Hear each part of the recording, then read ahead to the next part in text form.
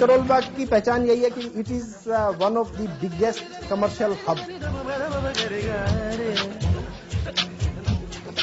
दुनिया के किसी कोने में कुछ भी जा रहा है, पर हिंदुस्तान में अगर आ रहा है तो वो दिल्ली में आ रहा है और वो गफ्फार मार्केट में आ रहा है। ड्रैगनपुरा और बिडनपुरा, इसमें मैक्सिमम काम ज्वेलरी का बंगाली लोग कर रहे हैं। एकदम गैस रेगरपुरा से जैसा उनकी नजर में कुछ और बसा हुआ है, रेगरपुरा में। नमस्कार, मैं रवीश कुमार। पलक झपक में संजीवनी बूटी लाने वाले हनुमान की आंखों के सामने दिल्ली की ये तेज तर्रार मेट्रो, दोनों में एक समानता है, दोनों विशाल हैं, दोनों का स्केल विशालतम है। मेट्रो के खंभे दिल्ली वालों के कपार के ऊपर पहाड़ जैसे लगते हैं, तो हनुमान भी बिना श्रीधरन साहब की मदद के पहाड़ हथेली में उठा लेते हैं। दोनों ही पूजे जाते हैं और ये संगम है करोल बाग में। दिल्ली का एक ऐसा शहर जो खुद को दिल्ली की राजधानी कहता है। साड़ी, लहंगे और शेरवानी के इस शहर में कई किस्से आबाद हैं। पिछले 10-15 सालों में करोल बाग बहुत बदल गया है। उसके कुछ किस्से पुराने हुए हैं तो नए किस्से उसमें जुड़ गए हैं। आज हम करोल बाग के ही उन चंद किस्सों में घूमने और भटकने की कोशिश करेंगे और हनुमान के इस विशालकाय रूप को भी, इसके भी किस्से को जानने की कोशिश करेंगे। 52 फुट की मूर्ति कंप्लीट हो गई, लेकिन शायद हनुमान जी को जो मंजूर नहीं था। 71 फुट की मूर्ति फिर बननी स्टार्ट हुई, लेकिन 71 फुट की मूर्ति पे भी भगवान हनुमान जी नहीं रुके, तो 108 फुट की मूर्ति पर यह कार्य रुका। 1994 से ही बननी शुरू हो गई थी 108 फुट ऊंची हनुमान की यह मूर्ति। जब तक 2007 में पूरी होती, 2005 में मेट्रो आ गई। लैंडमार्क बदलते रहते। पंडित कहते हैं हनुमान के ही आशीर्वाद से इस लाइन पर मेट्रो दौड़ रही है। मैं समझता हूँ कि मेट्रो को जो आशीर्वाद है वो हनुमान जी का ही मिला है। लाखों भगत जो मेट्रो में दर्शन करते हैं। जब हनुमान और साईं बाबा एडजस्ट हो सकते हैं तो अलग अलग पहचानों के साथ करोल बाग क्यों नहीं। सदर्न रिज पर बसा है करोल बाग। पहाड़ी पर सड़क है और जंगलों जानवरों को यहाँ के लोग ऐसे याद करते हैं मानो दंतेवाड़ा में रहते थे। आपको मॉर्निंग में जैसे आप उठते हैं तो चिड़िया के चहचहाने की आवाज आती है, तो उन दिनों में रात के समय में सियार की और लोमड़ी की आवाज आती थी। अब यहाँ सीमेंट की जंगलों में दुकानों के दरख्त लगे हैं। हिरन की जगह जाम में फंसी ये कारें हैं। इन सब का श्रेय जाता है विकास को, जिसका आभार प्रकट कर दिया गया है। रिमोट एरिया दिल्ली का था, वहां से कोई आदमी मूवमेंट करता था नरेला से, नजफगढ़ से या बिजवासन से या गुड़गांव से इवन, तो वो लोग बोलते थे भी हम शहर जा रहे हैं। अब शहर का मतलब होता था कि भी हम नई दिल्ली और करोल बाग जा रहे हैं, वो उनको शहर बोलते थे। व्यापारी करोल बाग की कहानी शुरू होती है गफ्फार मार्केट से, जो मनमोहन सिंह के उदारवाद से पहले दुनिया के लिए खुल चुका था।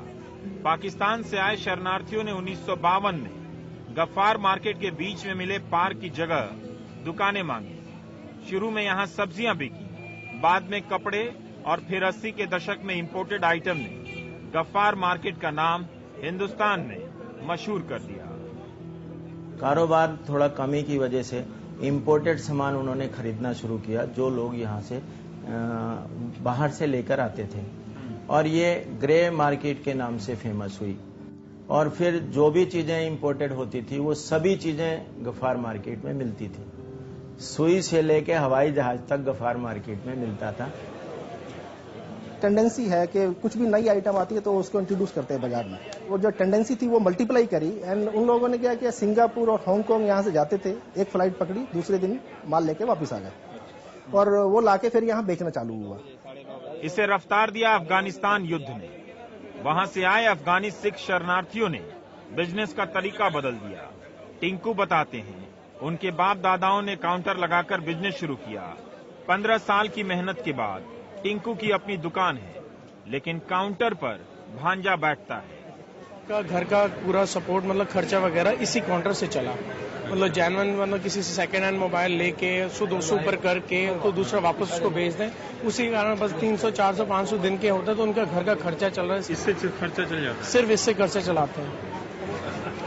कोई घड़ियाँ लेके बैठ गया, कोई कैमरा लेके बैठ गया, कोई सेंट्स लेके बैठ गया, कोई लेडीज के क्लिप्स लेके बैठ गया, कोई शैम्पू लेके बैठ गया। You will find this all the stuff. Binocular लेकर बैठ गया। एक सज्जन ने इशारा भी किया, देखिए समोसे कैसे बिक रहे हैं, मानो बारात में परोसे जाने हैं। और ये रूह अफ़ज़ा बेचने का स्टाइल गफ्फार मार्केट हर किसी को संघर्ष करने का मौका देता है। कोई पानी में घड़ी डालकर बेच रहा है तो कोई यहाँ की पटरियों पर बोली लगा रहा है। ये करोल बाग का बिजनेस स्पिरिट है। वैसे तो पूरी दिल्ली में इस तरह के आपको उदाहरण मिलेंगे। इस पर गैस का चूल्हा लगा दिया है, सिलेंडर यहाँ रख दिया है, छोला यहाँ है, चावल यहाँ है, कुलचा इनके झोले में है। इसी तरह से छोटे छोटे बिजनेस करके यहाँ के लोगों ने अपनी मुकाम बनाई है, बहुत जतन से पैसे बचाए हैं। एक व्यापारी ने हमें बताया कि जब वो शुरू में यहाँ पर धंधा करने आए थे तो जब मेहमान आते थे और उन्हें चाय नहीं पिलानी होती थी तो कहते थे जा नानक चंद से चाय ले आ, लाहौरी लस्सी लेके आ। इन दोनों का मतलब ये होता था कि मत लेकर आना, क्योंकि मेहमान नवाजी के लिए ज्यादा पैसे नहीं होते थे। जिस नाइकी और रिबॉक के जूते इंपोर्टेड आइटम की तरह बिकते थे उनके शोरूम खुल गए हैं। ग्रे मार्केट का क्रेज खत्म हो गया है। गफ्फार और अजमल खान मार्केट में कोई फर्क नहीं दिखेगा। गफ्फार हमने जाना है, गफ्फार स्पेशल नाम सुन के लोग कहते हैं गफ्फार कुछ है वहाँ पे। हमें नई नई चीजें मिलती है वहाँ पे देखने के लिए, वैरायटी अच्छी मिल जाती है और स्पेशल चीजें जिनमें कोई कंप्लेंट नहीं आती। अगर आती है तो रिटर्न भी कर लेते हैं आजकल, तो पहले ऐसा नहीं होता था। तो ये गजेंद्र सिंह सचदेवा का फोन है, आप देख रहे हैं कि इसमें टेलीविजन चैनल भी है और ये लॉन्च गफ्फार मार्केट में हुआ है। 3500 रुपए का है। इसमें एक न्यूज चैनल चल रहा है जो अभी बहुत साफ नहीं आ रहा है, लेकिन इसमें एंटीना है, ये छोटा सा स्क्रीन है और ये फोन का भी काम करता है। तो एक तरह से अगर 3G आ गया तो इस तरह के फोन रियलिटी होंगे, लेकिन गफ्फार मार्केट में आपको सबसे पहले ये मिलेगा। गफ्फार मार्केट की हर दुकान में एक दास्तान है। यहीं से फैला करोल बाग, जिसके व्यापार संघ में 30 से ज्यादा व्यापारिक संघ हैं और 10,000 से अधिक दुकानें। लेकिन करोल बाग आज भी गफ्फार मार्केट के नाम से जाना जाता है। हाँ, गफ्फार मार्केट के चारों तरफ जितनी भी शॉप्स बनी हुई हैं या मॉल्स बने हैं जहां पर सेलुलर्स वगैरह या और उसकी एक्सेसरी बेची जाती है, उन सब लोगों ने अपने विजिटिंग कार्ड पे गफ्फार मार्केट का नाम प्रिंट रखा हुआ है, जबकि गफ्फार मार्केट से उसका कोई लेना देना नहीं है। पिछले कुछ साल में, बल्कि 1-2 सालों में दिल्ली बहुत तेजी से बदल रही है। इतनी तेजी से बदल रही है कि यहाँ रहने वाले लोगों को फिर से अपने शहर को नए सिरे से समझना पड़ रहा है, उसके साथ नए रिश्ते बनाने पड़ रहे हैं। करोल बाग सबसे तेजी से बदलने वाले मोहल्लों में से एक है। अब हम आ गए हैं रैगरपुरा। 100 साल पहले ल्यूटियन साहब ने दिल्ली बनाने के लिए राजस्थान से रैगर समाज के मजदूर यहाँ लाकर बसा दिए। बीडन साहब ने बसाया था तो इनके नाम पर बीडनपुरा है। उसके बाद यहाँ पे राजस्थान के लोग काफी रहने लगे, रैगर जाति के लोग काफी रहने लगे, उसकी पहचान बदलती चली गई। दलितों की आबादी के कारण ही करोल बाग की सीट रिजर्व हुई, मगर अब आप यहाँ बांग्ला में लिखे साइन बोर्ड की भरमार से अंदाजा लगा सकते हैं कि रैगरपुरा बदल गया है। बदलने वाले थे मधु दंडवते। 1990 में दंडवते ने गोल्ड कंट्रोल एक्ट खत्म कर दिया और रैगरपुरा को बदल दिया। स्वर्णकार मर्जी के मुताबिक सोना रख सकते थे। इन्हें तराशने के लिए बड़ी संख्या में कारीगरों की जरूरत पड़ी। जब डिजाइनिंग थी वो छोटी आंखें बगैर ऐनक के काम करने वाली जो है वो बड़ी फुर्ती से और बड़ी जल्दी एक्सपोर्ट हुआ और इन्होंने दिन ब दिन जो है इस वर्क ने, बंगाली वर्क ने या उड़ीसा वाले ने बहुत जल्दी तरक्की की। दिल्ली में आपको कहीं भी बांग्ला में इतने साइन बोर्ड नहीं दिखेंगे, चितरंजन पार्क में भी नहीं। सभी जाति के खेतीहर बंगाली लोगों को सिर्फ बांग्ला आती है। इस गली में 2000 बंगाली रहते हैं। सब इधर बंगाली है। हाँ, इधर काम कर रहा है ना, सारे बंगाली कस्टमर है हमारा। जो कस्टमर सब बंगाली है। मिनी बंगाली हो जाएगा, ये कलकत्ता हो जाएगा। चंडी चरण दास 25 साल पहले बंगाल से करोल बाग आए। अब उनका कारखाना है। कहते हैं जब वो दिल्ली आए थे तो रैगरपुरा का नाम लेते ही लोग हैरान हो जाते थे। रैगरपुरा से जैसा उनकी नजर में या तो दिलों में कुछ और बसा हुआ है। रैगरपुरा में हम रहते हैं, हाँ रहता हूँ रेगरपुरा में। हम सुना रहे हम बंगाली है, काम करते हैं। हाँ सुना हूँ रेगरपुरा बहुत डेवलप हो गया, काम बहुत हो गया। व्यापार चल रहे हैं, रेगरपुरा नहीं रहा, वो दलित समाज नहीं रह गया है। वहाँ का दलित आदमी है, लेकिन सारे भरा हुआ, सब जनरल आदमी भरा हुआ है, अब जनरल कास्ट हो गया।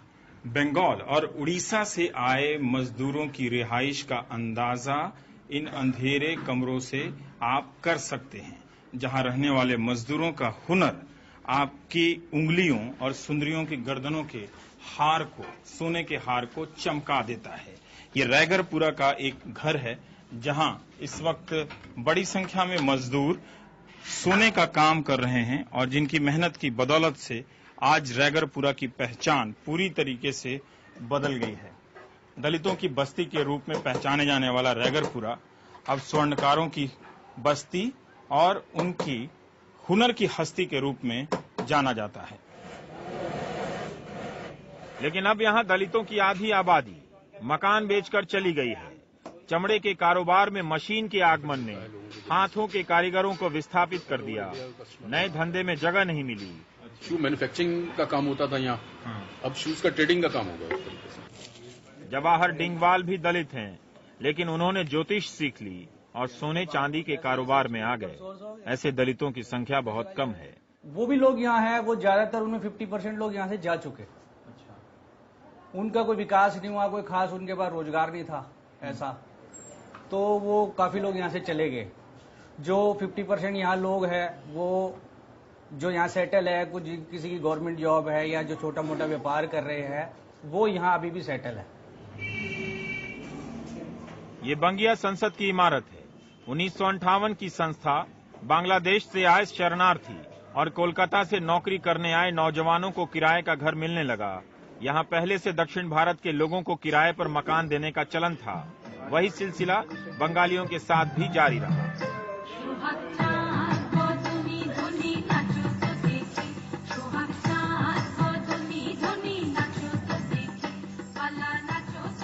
कभी दिल्ली का मद्रास कहा जाने वाला करोल बाग जल्दी ही बंगाल में बदलने लगा।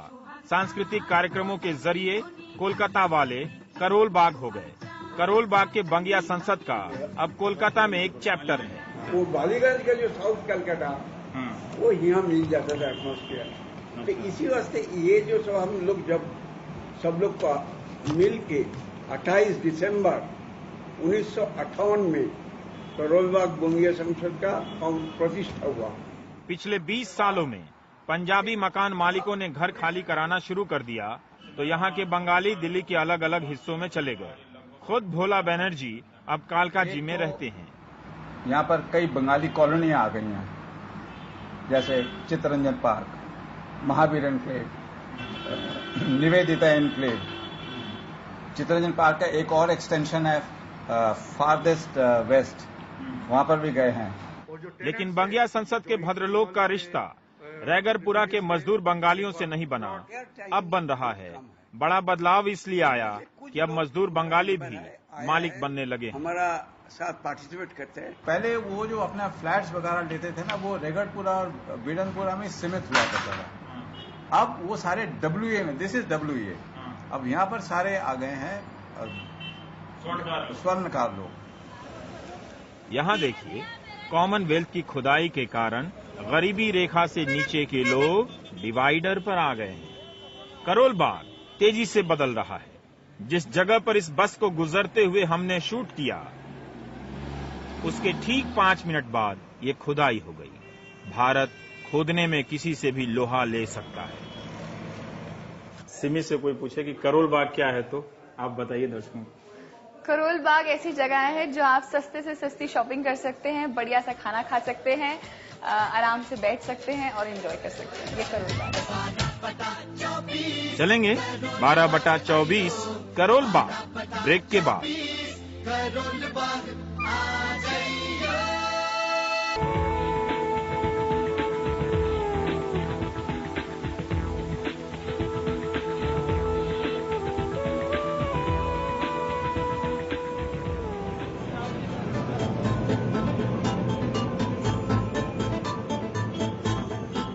करोल बाग के ये पुराने बंगलो अब दुकानों और गेस्ट हाउस में बदल रहे हैं।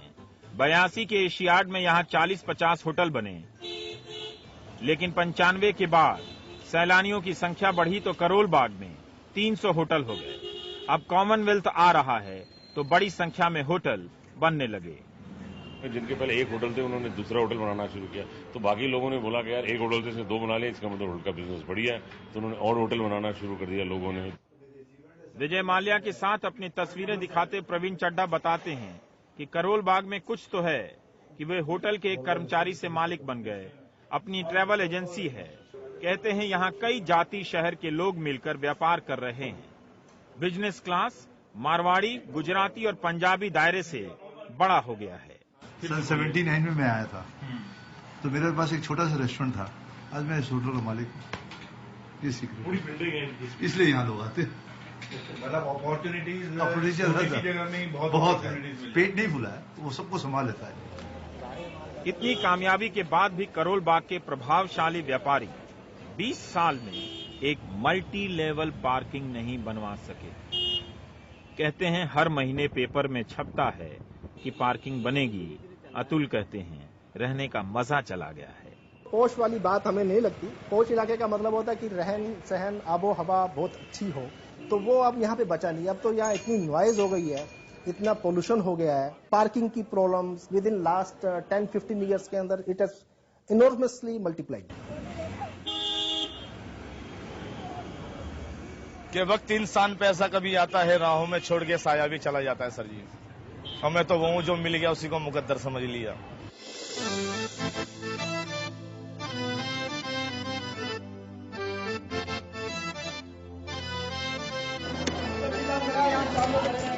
सेठी निवास 12/24 करोल बाग। इसकी शूटिंग चल रही है छतरपुर के एक फार्म हाउस में, जिसके रियल सेट पर हम मौजूद हैं।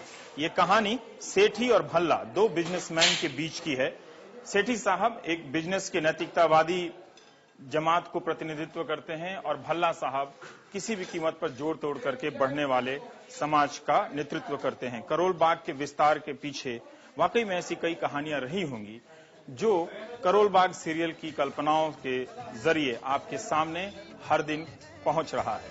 तेरे दिमाग में घुस तो नहीं भरा हुआ? इसके सारे किरदार दिल्ली के हैं। भल्ला साहब रोहिणी में रहते हैं। सिम्मी पटेल नगर में पली बढ़ी तो राजेंद्र सेठी 30 साल तक करोल बाग में रहे, लेकिन करोल बाग में कोई 12/24 का मकान नहीं है।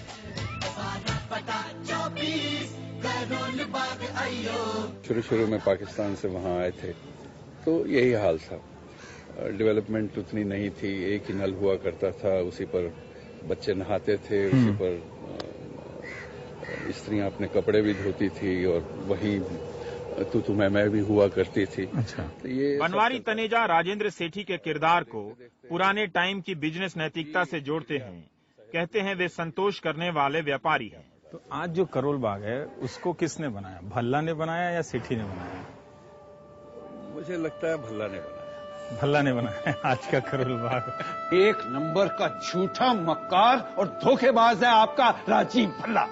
नहीं सेठी साहब, क्योंकि सेठी अपने आप में काफी कंटेंटेड आदमी रहा है और बहुत ज्यादा जरूरियात नहीं रही हैं और बहुत अपने आप को फैलाया भी नहीं है। मैं आपके पूरे परिवार की इज्जत की ना धज्जियां उड़ा दूंगा, धज्जियां। ये भल्ला का किरदार है, एक कामयाब बिजनेसमैन और खलनायक का। सेठी जी जहाँ तक मुझे समझ है उनका जो कैरेक्टर है वो एक पंजाबी मिडिल क्लास और करोल बाग में जिनका कपड़े का काम है। Bhalla is supposed to be rising है, बिग बिजनेसमैन। अच्छा। और you know upper middle class या अपर क्लास में चला जाता है, जिसको पैसे की कोई खास कमी नहीं है और जो तिकड़म भी कर लेता है। तिकड़म भी करता है और एसोसिएशन में पॉलिटिक्स भी कर लेता है और पुलिस भी उसके हाथ में होती है। वो रिश्वत भी दे देता है, वो लड़की भी छेड़ देता है, वो सब कुछ करके फिर भी ठीक रहता है। और इस रसोई के किचन के सेट पर हमारे साथ हैं सिमी। हम आपको बता भी दें कि किस तरह से ये सेट बनाया गया है। गैस है, चूल्हे की पाइप है, सिलेंडर नहीं है।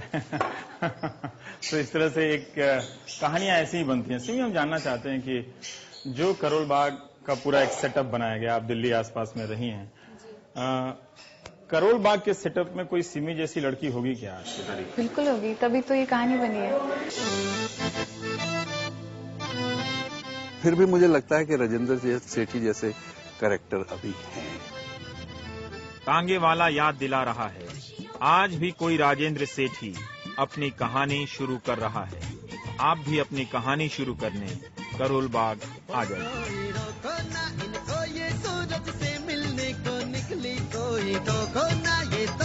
अपनी मंजिल है 12 बटा 24 करोल बाग आ जाइए।